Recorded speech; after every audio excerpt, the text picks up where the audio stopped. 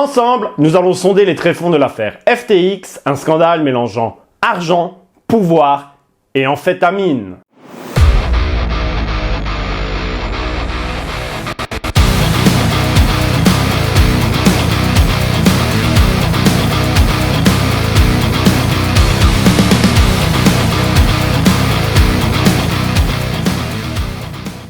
Pour soutenir la chaîne, n'hésite pas à liker, à t'abonner et à activer la cloche. Merci à toi. Sam Bankman-Fried est né le 6 mars 1992 en Californie. Aussi connu par ses initiales SBF, c'est un homme d'affaires et un investisseur américain. Il est le fondateur de l'entreprise FTX, la plateforme centralisée d'échange de crypto-monnaies, et de son entreprise sœur, Alameda Research, qui sont toutes les deux basées aux Bahamas. Ce dernier ne correspond absolument pas au financier traditionnel. Avec ses cheveux en pétard, son style négligé, c'est un vegan en surpoids, un geek fan de jeux vidéo, qui a étudié la physique et les maths au MIT. FTX était une plateforme qui a connu un grand succès car elle était vraiment simple d'utilisation, avec une interface qui était très intuitive. On trouvait pas mal de crypto-monnaies différentes, des contrats Move et les frais de transaction étaient relativement bas. Le volume moyen par jour de transactions était en moyenne de 10 milliards par jour pour environ 1 million d'utilisateurs mensuels actifs. C'est pas pour rien qu'on la considérait comme la deuxième plateforme de crypto-monnaie après Binance. FTX était aussi présent dans les sports comme le Super Bowl aux USA, les Grands Prix de F1 et faisait de nombreuses dotations à certains partis politiques et on verra pourquoi par la suite. Le 2 novembre 2022, on apprend grâce à un article de CoinDesk qu'une grande partie des réserves des fonds d'Alameda est constituée du jeton FTT émis par FTX. L'empire des crypto-monnaies du milliardaire SBF est officiellement divisé en deux parties. D'un côté, FTX, la plateforme d'échange, et Alameda Research, le fonds d'investissement. Le bilan d'Alameda est composé majoritairement de FTT émis par l'exchange FTX qui accorde aux détenteurs une réduction sur les frais de négociation sur la place de marché. Bien qu'il n'y ait rien de fâcheux ou d'erroné en soi, cela montre qu'Alameda repose sur une fondation largement constituée d'un token inventé par une société sœur, et non sur un actif indépendant comme une monnaie fiduciaire ou tout simplement une autre crypto. Une des premières choses que l'on apprend quand on fait du trading ou de l'investissement, c'est la diversification. On ne met pas tous ses œufs dans le même panier. Et franchement, c'était extrêmement dangereux pour FTX et Alameda d'être si exposés au FTT, le token natif de FTX. Et ça, CZ, le boss de Binance, l'a très bien compris. Le 6 novembre, CZ, le big boss de Binance, tweet qu'en raison de récentes révélations, Binance se débarrasserait de tous les jetons FTT en sa possession, et ce sur plusieurs mois de manière à minimiser l'impact de cette opération sur le marché. Résultat, ça a fudé de tous les côtés. Forcément, quand CZ annonce se débarrasser d'une grande quantité de jetons FTT du jour au lendemain, la peur, elle est massive sur les marchés et le FUD s'installe. Mais à ce moment-là, on était tous très loin de soupçonner l'effondrement de la deuxième plus grosse bourse de crypto au monde, qui génère chaque jour des milliards en volume. Cette panique sur le marché des cryptos entraîne le FTT, le token natif, à la cave, car tout le monde souhaite se débarrasser en même temps pour sauver les meubles. Et l'autre token qui a été grandement impacté, c'est le Solana qui a été soutenu massivement par Alameda Research. Le 8 novembre, les utilisateurs souhaitant retirer leurs fonds reçoivent un message comme quoi leur retrait est en attente. De plus, l'entreprise assurait que la plateforme FTX était solvable et disposait de solides réserves.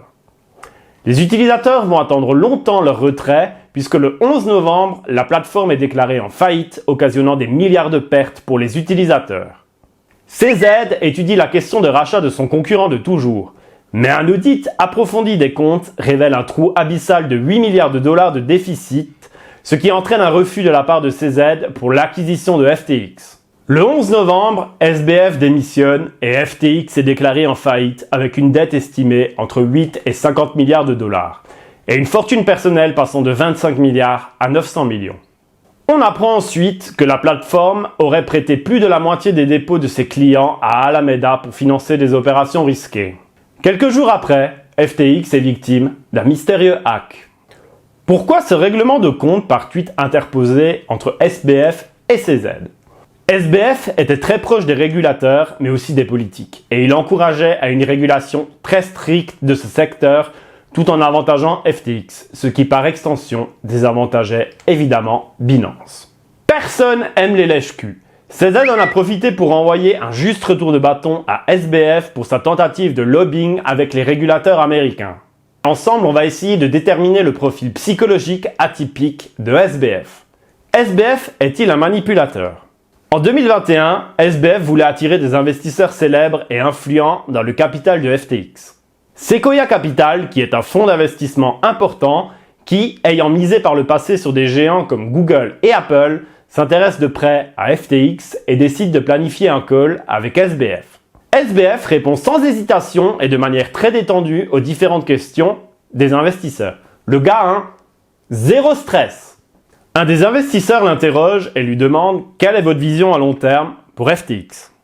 La réponse de Sam est sans hésitation, je veux que FTX soit un endroit où vous pouvez faire ce que vous voulez avec vos dollars, acheter du BTC, envoyer de l'argent dans n'importe quelle devise à n'importe quel ami dans le monde, ou tout simplement acheter une banane. Bref, faire tout ce que vous voulez avec votre argent depuis FTX. Il y a eu un silence de l'autre côté de l'écran, mais très vite, les claviers crépitent d'excitation avec des propos plus qu'enthousiastes de la part des investisseurs comme « J'aime ce fondateur, je lui donne 10 sur 10, c'est un génie ». Ces pros de l'investissement sont tous tombés sous le charme de SBF. D'autant plus que lors de sa grande tirade, il était en train de geeker sur League of Legends. Et franchement, pour arriver à ce genre de technique de manipulation tout en jouant à un jeu vidéo en parallèle, pour moi, ça indique que Sam Bankman-Fried a probablement un quotient intellectuel élevé. SBF est-il un manipulateur? Pour moi, oui, sans le moindre doute. D'autant plus qu'il a versé 40 millions aux démocrates pour amplifier sa communication et grandement faciliter ses activités de lobbying. Sam est-il un narcissique? Malgré son allure d'adolescent attardé, passant des heures et des heures sur League of Legends, cette personne n'est vraiment pas à sous-estimer. Sam a longtemps été considéré comme un petit génie de la finance. Il a su faire de l'arbitrage en utilisant une des opportunités qu'il a exploitées. C'est ce que l'on appelle la prime kimchi. Alors que le cours du Bitcoin était d'environ 10 000 $ aux USA, il se négociait à 15 000 $ sur les exchanges japonais. C'est ce qui lui a permis d'accumuler 20 millions en un mois, sans prendre de risques et en effectuant de simples transactions d'aller-retour entre les USA et le Japon avec un gros volume. Sam Bankman-Fried gagne des centaines de milliers de dollars en dormant sur un pouf. Il n'a pas de lit, conduit une Toyota Corolla, des plus banales et se distrait en jouant sur son ordinateur. On est vraiment loin du portrait et du look du milliardaire tel qu'on se le représente dans l'imaginaire collectif. SBF a été influencé par le courant de l'altruisme efficace dont ses parents étaient déjà de grands adeptes. Ce mouvement entend s'appuyer sur la raison pour déterminer comment donner le plus efficacement possible aux autres. Sam, qui a effectué un stage au Center for Affective Altruism, adopte ce concept et le traduit ainsi. Il doit gagner le plus d'argent possible et le plus rapidement possible, ce qui lui permettra de donner beaucoup d'argent aux autres de manière efficiente. Il se prend pour un philanthrope qui a la conviction que son devoir est de faire le max pour être utile au monde sur du long terme. Pour moi, c'est un très joli narratif car on sait qu'il a principalement détourné les fonds de FTX pour s'acheter des propriétés aux Bahamas pour lui et pour ses parents. Alors, Sam est-il un narcissique? On dit souvent que l'habit ne fait pas le moine.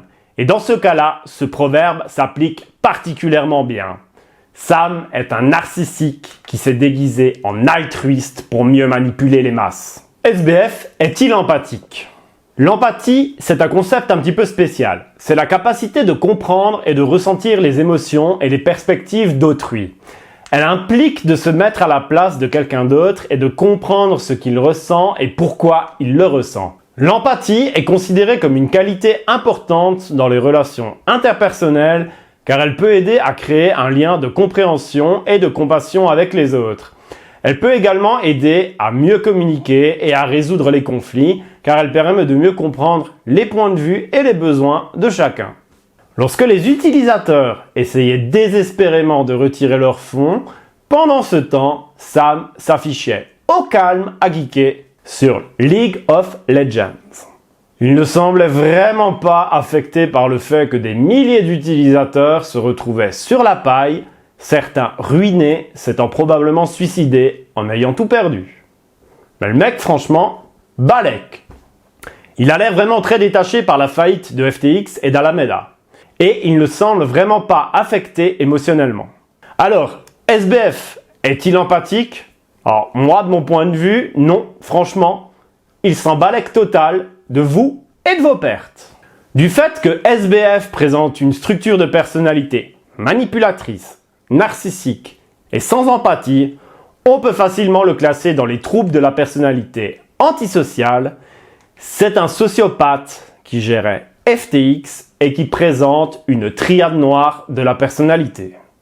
SBF avait la réputation de dormir peu. Et c'était un consommateur d'Emsam, un médicament utilisé contre la maladie de Parkinson. C'est donc un anti-parkinsonien. Le principe actif est la sélégiline. C'est un inhibiteur de la monoaminooxydase, qui est une enzyme qui permet la régulation des neurotransmetteurs au sein du cerveau. Ce médicament augmentait drastiquement la concentration en dopamine cérébrale et agissait donc comme une amphétamine. La consommation de SBF est confirmée par sa collègue Caroline Ellison, fille de Glenn Ellison, le directeur du département d'économie du MIT, et ancien collègue de Gary Gensler, le président du gendarme américain de la bourse aux USA, la SEC. Une filiation vraiment très cocasse quand on connaît cette histoire. Collègue de partouze, elle prétend que le seul style acceptable pour elle s'apparente au harem chinois impérial. Elle se la pétait quand même un peu, la Caro, hein? SBF est soupçonné d'avoir utilisé avec des collaborateurs des fonds déposés sur la plateforme par des clients de FTX pour réaliser des opérations financières spéculatives avec son autre société Alameda. Outre les transactions à risque via Alameda, il est également soupçonné d'avoir investi une partie de cet argent dans de l'immobilier aux Bahamas et d'avoir effectué des donations à des partis politiques américains. Toujours avec des fonds des clients de FTX, dont principalement Joe Biden lors de sa campagne présidentielle. 5 des 8 chefs d'accusation retenus contre lui prévoient chacun une peine maximum de 20 ans de prison. Celui qui a longtemps été vu comme un génie iconoclaste des crypto-monnaies est donc susceptible de passer le restant de ses jours en prison. Un juge fédéral new-yorkais a accepté jeudi dernier de remettre en liberté le fondateur et ancien patron de la plateforme d'échange de crypto-monnaies FTX, l'américain Sam Bankman-Fried, moyennant une caution record de 250 millions de dollars. Je pense que ça doit être une des plus grosses cautions de l'histoire. Pour ma part, je pense qu'il va réussir à s'en sortir avec une très grosse amende et de la prison avec sursis. Et surtout, qu'il va utiliser à bon escient ses contacts politiques pour limiter la casse. Voilà, j'espère que cette vidéo sur le scandale FTX t'a plu. Pour ma part, j'étais particulièrement exposé sur FTX et sur le jeton FTT car je pensais que c'était des valeurs sûres. Alors franchement maintenant, moi en plein bear market, plus rien sur les exchanges et tout sur Ledger. J'espère que cette vidéo t'a plu et je te dis ciao, à la prochaine.